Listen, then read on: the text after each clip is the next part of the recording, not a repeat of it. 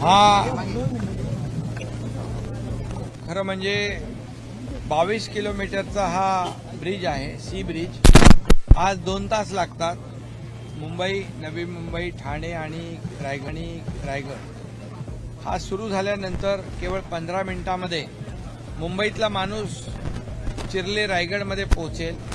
तिथून मुंबई पुणेला कनेक्ट करेल, मुंबई गोवाला कनेक्ट करेल, त्याचबरोबर वसई विरार अलिबाग मल्टीमॉडल कॉरिडॉरला कनेक्ट करेल. त्याचबरोबर इकडे वरळी कनेक्टर आपण करतोय, मरीन ड्राईव्ह कनेक्टर आपण करतोय. त्यामुळे हा सगळ्यात मोठा महत्वाकांक्षी आणि गेम चेंजर प्रकल्प या मुंबई आणि महाराष्ट्रासाठी ठरेल. याच्यामुळे वेळ वाचेल, इंधन वाचेल, पोल्युशन कमी होईल. यामध्ये आधुनिक तंत्रज्ञान आपण वापरलेलं आहे. स्टील डेक वापरलेत, त्याच्यामध्ये जास्तीची वहन क्षमता, कॅरिंग कॅपॅसिटी ज्यादा आहे, त्याचं वेट कमी आहे, देखील परिसर स्वच्छ आहे. हा देखील एक डीप क्लीन ड्राईव्हचा भाग आहे. हा अभियान जो आहे हा आम्ही फक्त मुख्यमंत्र्याचं अभियान नाही, मुंबई महापालिकेचं अभियान नाही, सरकारचं अभियान नाही, हे जनतेचं अभियान आहे.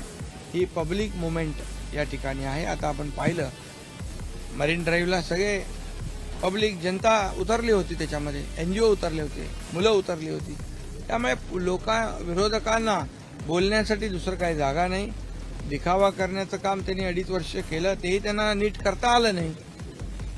हे दुर्दैव आहे. त्यामुळे आमच्या कामावर बोलण्याचा नैतिक अधिकार त्यांना नाही. आम्ही आमचं काम करत राहू, त्यांना त्यांचे आरोप करत राहू दे. 2024 में इलेक्शन और अलायंस का क्या स्टेटस? आणि याच्यामध्ये एक मिनिट, याच्यामध्ये डीप क्लीन ड्राईव्हमुळे जो आपला एअर क्वालिटी इंडेक्स आहे तो 350 वर होता, आज 100 वर आलेला आहे. पवईमध्ये 80 आहे, बोरिवलीमध्ये 90 आहे, बांद्रा आणि त्या बीकेसीमध्ये थोडा जास्ती आहे. तो कमी करू तिथे. आणि एअर क्वालिटी इंडेक्स जो आहे याच्यामध्ये खूप प्रदूषण कमी करण्यासाठी आम्ही याच्यामध्ये खूप मोठ्या प्रमाणावर हे करतोय. आणि MTHL मध्ये देखील 15 lakh metric ton carbon emission saving आहे. हा देखील याच्यामध्ये मोठा भाग आहे. त्यामुळे तुम्ही काय करा, पॉझिटिव्ह घ्या प्रकल्पाला, या पॉझिटिव्हली घ्या. हा प्रकल्प लोकांचा आहे, हा गेम चेंजर प्रकल्प आहे. याच्यामध्ये विरोधक जाणार नाहीत का याच्यावरून, का दुसऱ्या मार्गाने जाणार आहेत? त्यामुळे त्यांच्यासाठी तोही मार्ग मोकळा आहे. या सेतूचं वैशिष्ट्य असं आहे की तो नवी मुंबई एअरपोर्टला देखील नवी मुंबई एअरपोर्टला देखील जोडला जाणार आहे. त्याची देखील पाहणी आम्ही करणार आहोत. कारण मुंबई एअरपोर्ट आणि नवी मुंबई एअरपोर्ट याचं देखील अंतर कमी करणारा हा गेम चेंजर प्रकल्प. 4 व्हीलर के अलावा जो बाकी टोल 4 व्हीलर के अलावा जो बाकी सब गाड़ियां है वो भी वैसे ही प्रोपोर्शनेट, उसका भी रेट कम हो जाएगा टोल पे. जो 4 व्हीलर को जैसे हमने कम किया है वैसे उसको भी होगा. किसी के ऊपर अन्याय नहीं होगा, क्योंकि ये सेविंग, ये फ्यूल सेविंग, समय की सेविंग, टाइम सेविंग, ये पोल्यूशन कम करने वाला ये गेम चेंजर प्रोजेक्ट है. तो इसलिए लोगों के बारे में भी हमारी सरकार ने सोचा है बिल्कुल. और इसलिए ये गेम चेंजर प्रोजेक्ट है.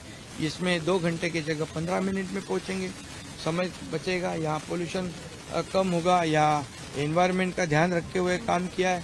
या फ्लेमिंगो जो थे वो फ्लेमिंगो न जाए इसकी यहाँ से, इसलिए एडवांस टेक्नोलॉजी का इस्तेमाल किया, रिवर्स सर्कुलेशन ड्रिल का इस्तेमाल किया, वहाँ पर जो साउंड बैरियर का इस्तेमाल किया जब काम शुरू था. ये सब ध्यान रखा है, मैंग्रोव्स का ध्यान रखा है. और इसलिए फ्लेमिंगो कम नहीं हुए, फ्लेमिंगो बढ़ गए हैं. ऐसा ये पर्यावरण पूरक ये प्रकल्प है. 2024 में इलेक्शन है, तो आपकी अलायंस किस तरह से बनेगी? अलायंस अभी MTHL पे हम चलते हैं, उससे इलेक्शन बाद में.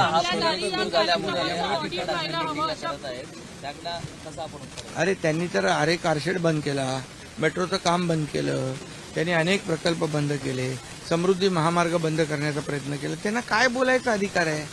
ते विकास विरोधी लोक आहेत. त्यामुळे आम्ही विकास विरोधी लोकांवर बोलायचं आम्हाला आवश्यकता वाटत नाही. आम्ही या राज्याचा विकास करतोय आणि जे धडाधड प्रोजेक्टचं उद्घाटन होतंय त्यामुळे पोटदुखी